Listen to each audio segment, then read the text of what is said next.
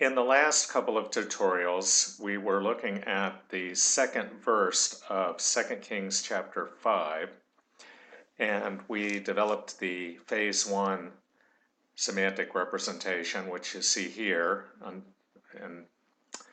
at the numeral 2.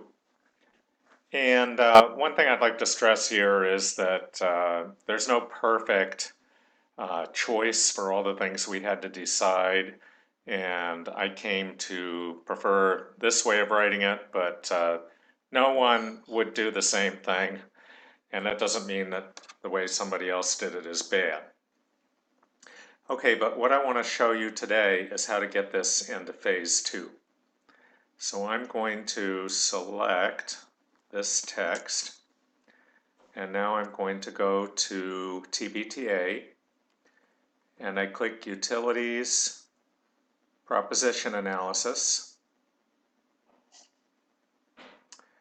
Okay, I come out to 2 Kings 5:2 here, and I'm going to click Edit Text, this button about 70% to the right up here, and then I can paste it in. It looks big at first, but after I click OK, it's going to lose that formatting, so it becomes small. Okay, so now the next thing we want to do is click Analyze. And so the computer is working, and you see this hourglass in the middle, working, working, working.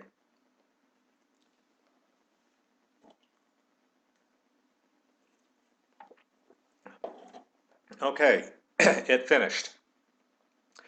So now, just for fun, let's click Generate and see what it does. That can give us hints about anything that might be wrong. One encouraging thing is that when we clicked Generate, we didn't get any error messages. That's really great. That means some things are going right.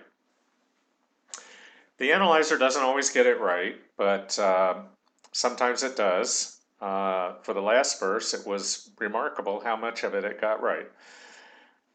So let's read the generated text down here. This is our generated analyzer language, which is close to our English. Previously, groups of soldiers went from Aram to Israel in order to steal things from his people. So that should have been from the people of Israel. So we really don't want Israel there being a pronoun, so we'll fix that. They captured a young girl who was from Israel, and that girl came to Naaman's house. Then she served Naaman's wife. Okay, that's pretty good. There's just a slight issue we might want to deal with. That's looking very good. So let's go through this first sentence. So you see first the adverb previously shows up at the end of this first part of the main clause. The last part is the event modifier subordinate clause. If you put the mouse over that, you see the type is event modifier. So they went in order to steal things. So that's telling why they went. So it's an event modifier. And the adverbs usually show up at the end of the main clause like this. Okay, so this is an independent declarative clause. It's independent, it's a main clause, and declarative means it's making a statement. So the first noun phrase is, you can see it's a most agent-like noun phrase if you put the mouse over the features of the noun phrase. So we have the agent, the soldiers go, and then this noun phrase after go, if you put the mouse over that, you see it's a source.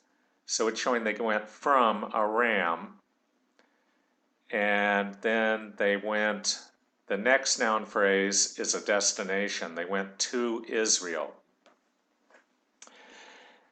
Okay, so let's go has an obligatory agent, No other obligatory arguments, but it has an optional source and an optional destination, both of which we're using in this sentence.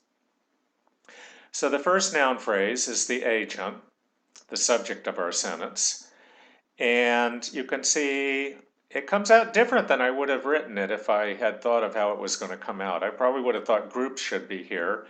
But the way TBTA figures it is that the basic idea is that these are soldiers, and then there's a group of these soldiers. So it put this in the noun phrase that doesn't have a semantic role because it's not a verb argument. So a group of and group. Group is generic, so it's groups, and soldiers is generic. I find that if I put that, put the mouse over soldier, and both of them are plural. So that's what I wanted, groups of soldiers. Go, I see that the time is discourse. That's our normal tense for expressing telling a story.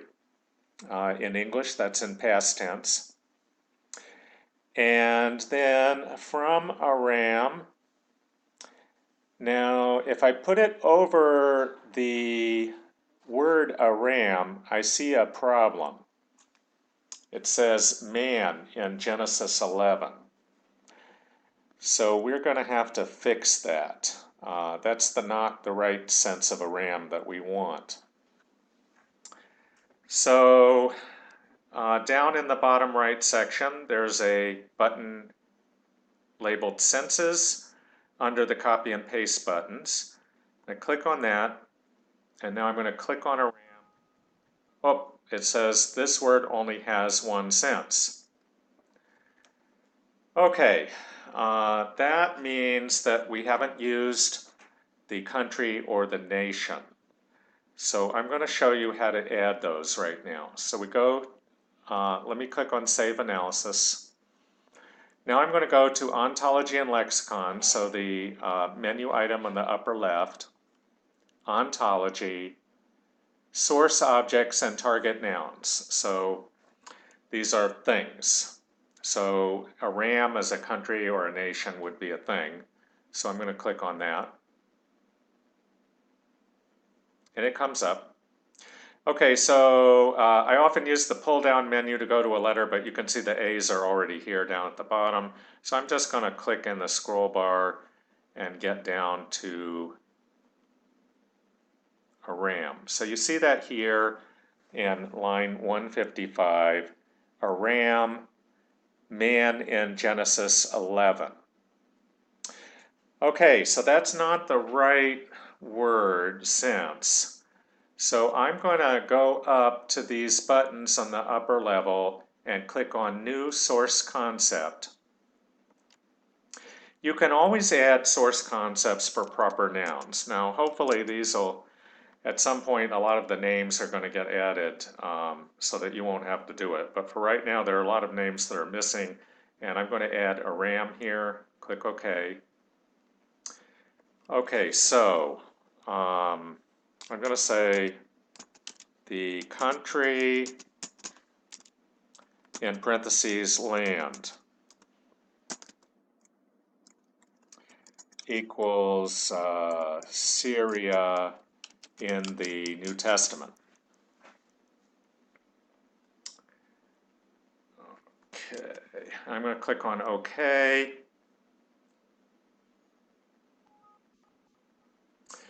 We're getting a funny error message, and I don't know why that happened. Hopefully this won't be a problem.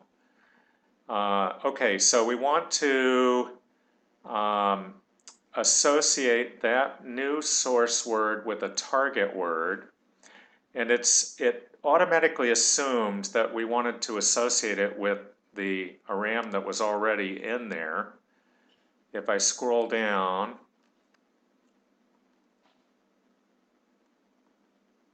I see 101, there's a word Aram in the blue area, and previously that was used for a name, and that's what I want. So I'm going to click OK. I happen to know that this isn't going to work. unfortunately. So some buggy thing in the program didn't make it work. So we're going to have to do it a different way. So to the right of, on the row with the RAM in the yellow section, I'm going to do a right click. And then the first entry is map this concept to target entries. Okay, it's black. It's waiting for us to pick something over on the right. So I scroll down on the right. And I click on a RAM, item 101. Now it shows up on the left. And so that did it. Okay, now I'm going to add another one. With countries,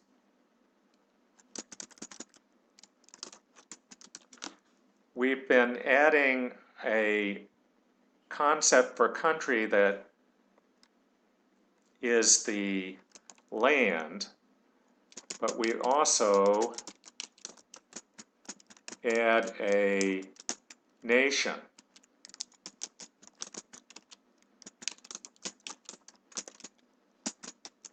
So I'm going to write the nation in parentheses political unit equals New Testament Syria.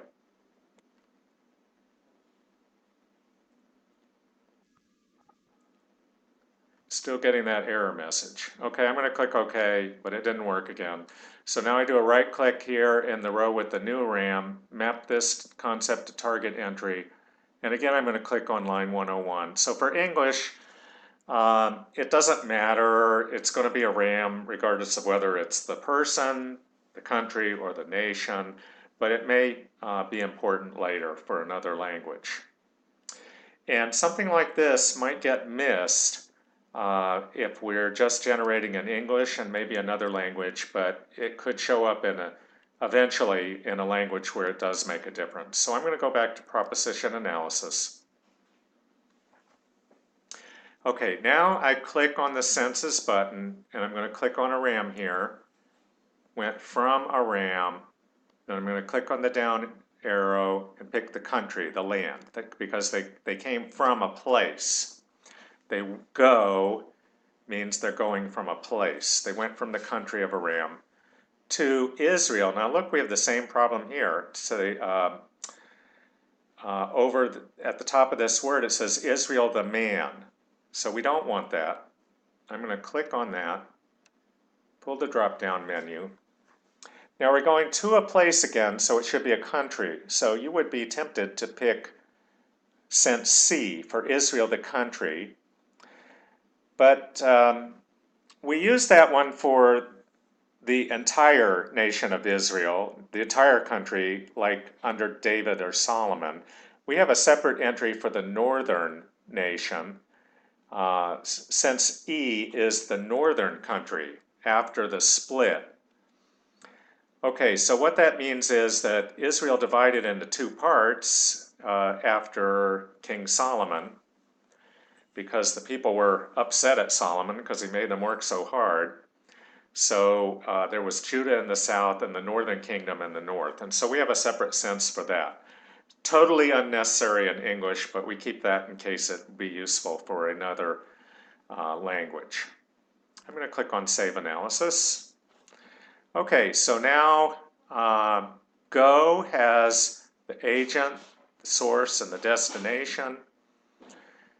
If I put the mouse over Go, I see it's the third line feature says discourse. That's our normal time sense for stories. Okay, then we come to the subordinate clause at the end of this sentence. It's an adverbial clause because it's saying why the soldiers went. They want to steal. So now that subordinate clause has an agent. Let's look at the verb, steal. I put the mouse over steal. Has an obligatory agent and an obligatory patient. Okay, so we have the agent here is the soldiers. The soldiers want to steal things. These things are plural and generic. I see if I hover the mouse over the second line under thing. So steal here has the right arguments, and it also has the optional argument. If you hover over steal, it says it can have an optional source. They're stealing from the people of Israel. So if you hover over the features for that noun phrase, you see it says source, the one that's getting stolen from. So that's good. Okay, so again, it's the soldiers in those groups stealing things. Things is plural and generic, we see. Now, this is kind of icing on the cake, but if we were to express this on English, we would just say to steal. We wouldn't say that they steal things because that's not really telling you much. So I wouldn't expect everybody to do this, but just to show you the icing on the cake, I'm going to click on the features for this thing noun phrase. And in the third column, you see implicit information, and I can click implicit argument. That means that I don't really want that argument, but I have to have it. It's a necessary argument for the verb steal. As you'll see when I generate it, won't make any difference. It's going to print out this argument of things, but we could make a rule that would allow the target language to omit that. Okay, so the source argument is people, kinship Israel. So we have a problem there. So we can see Israel got changed to the country when we changed this other word for Israel in the second line of the phase 2. That's because they were linked. They have the same noun phrase, the thing index, which you see down in the bottom right. So recall that each noun in the phase 2 has a number associated with it, and that's because it might be that person in one part of the verse is not the same person in another part of the verse, and we would have to make sure that they had different thing list numbers.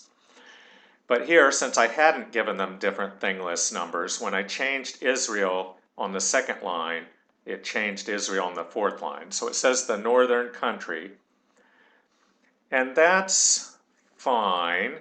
They stole from the people of that country, but kinship is not the right thing. You're not related in a kinship kind of way with the country. So we're going to replace words. So the button's down on the bottom right. There's a button called Replace Word. I click on that. I click on Kinship. And then I'm going to look at these first relations, which is where I find the kind of things that we associate with of, the English word of. And nationality. If I use country, I'm not going to want that. There's region of authority, but that's for a king. Looks like we don't have any better choice than generic genitive, so I'm going to click on that. That's the fifth item. Click OK. So I changed it to people of Israel. Now in the generated English, it came out as a pronoun. Now I don't know if it's going to do that here, but I really don't want that. So I'm going to click on Features. Click on Israel. I don't want it to be people of it. I want it to be people of Israel.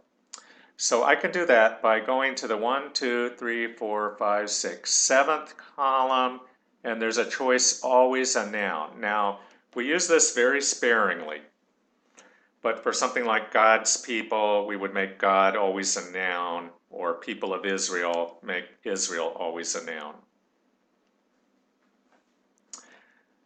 Okay, and this one went to Aram previously in order to steal things from the people of Israel. Now, again, this is kind of icing on the cake. the people of Israel here, people has not been mentioned. This sense of people of Israel has not been mentioned before. So it has to be, we want it to be routine. It shouldn't be routine. And if you hover over there, you see the feature says participant tracking routine. It really should be frame inferable. So I'm going to click on, in the second column here, participant tracking. The last item is frame inferable. I click OK.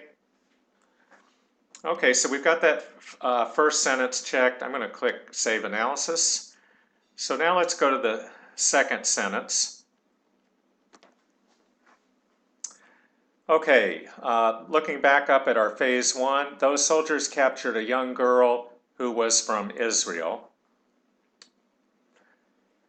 Okay, so soldiers is the agent, the subject of the sentence.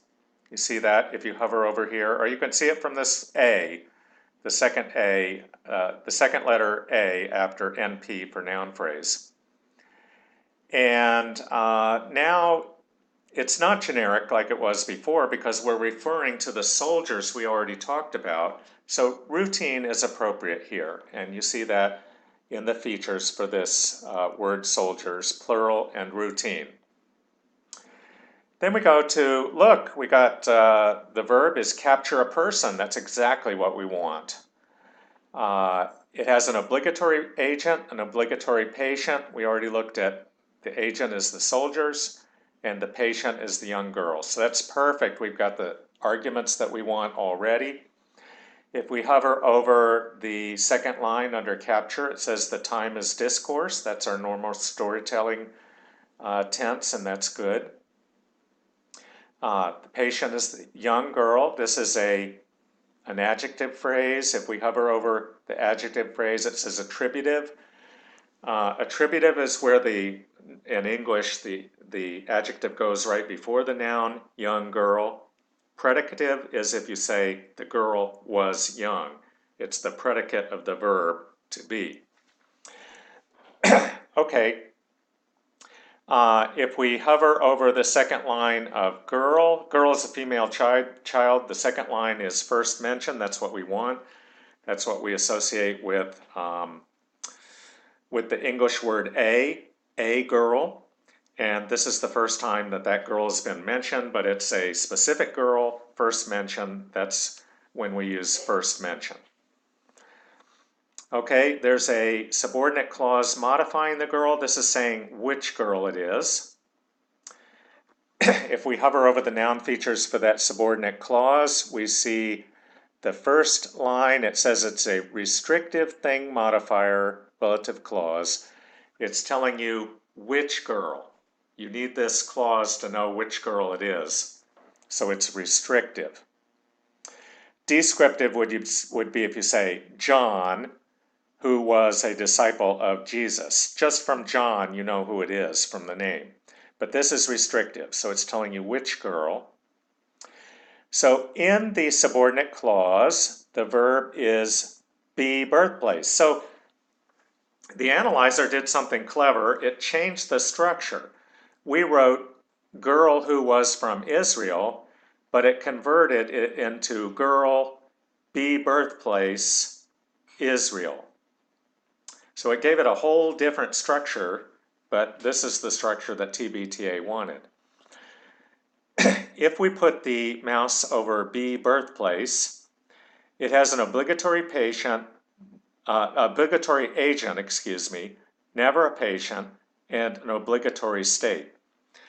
Usually the state argument goes with the verb to be or have. So when you say I am something, it's not like you're acting on the something. It's like that something is describing you. So we use the state argument for that. And we can see that we have that. We look over here, if we hover over the features of this noun phrase, it's a state, or you can see the second letter is an S. Israel. So right now we have the northern country. Girl, be place, country. I think that's totally appropriate. So the young girl who was born in Israel, basically. So that sentence looks good.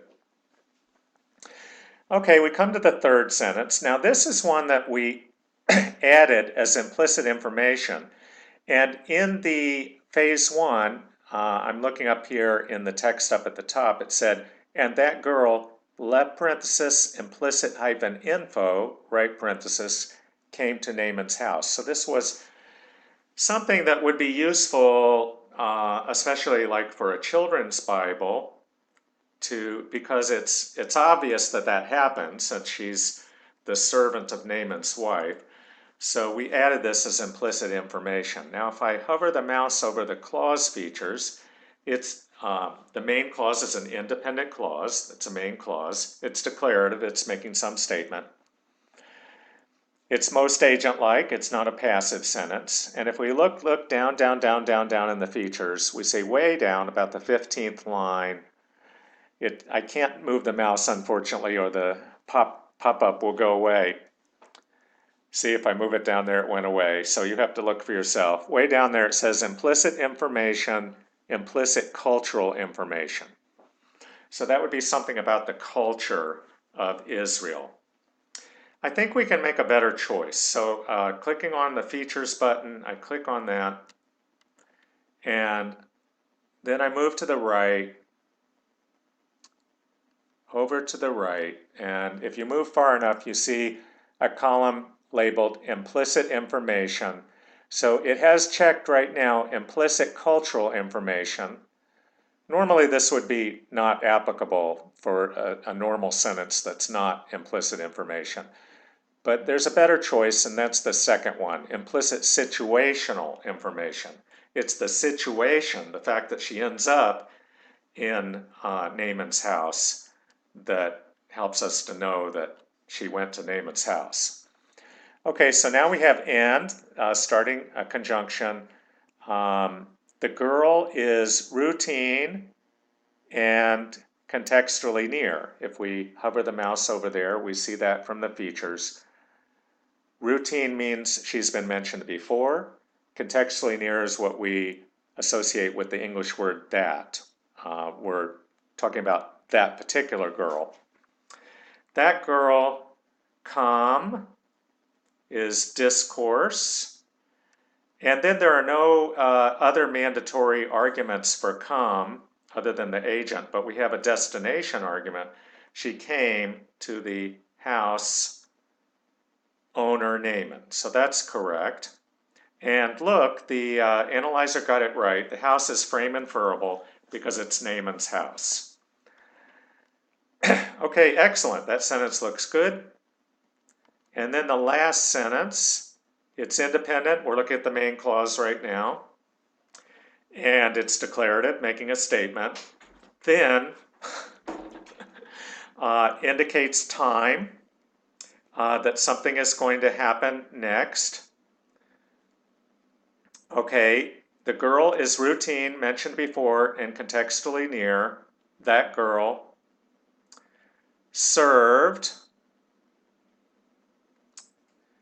the wife of Naaman.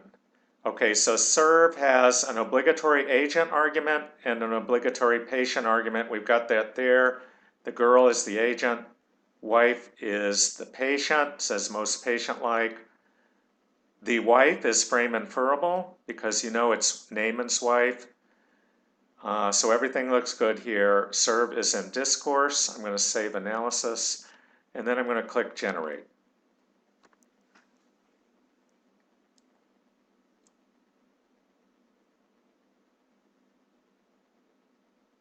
So it's working.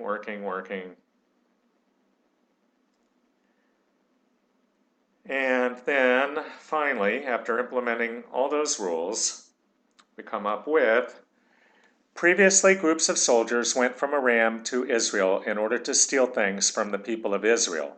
They captured a young girl who was from Israel, and that girl came to Naaman's house. Then she served Naaman's wife. Isn't that great? That's just what we want. So I'm very happy with that. I'm going to point out one extra thing. I've already changed this. But but the forms of a ram in the verse 1 were wrong. So I had to go back and change that after I found out about a ram being just a person. So I already did that. So that's all for today, and that's 2 Kings chapter 5, verse 2.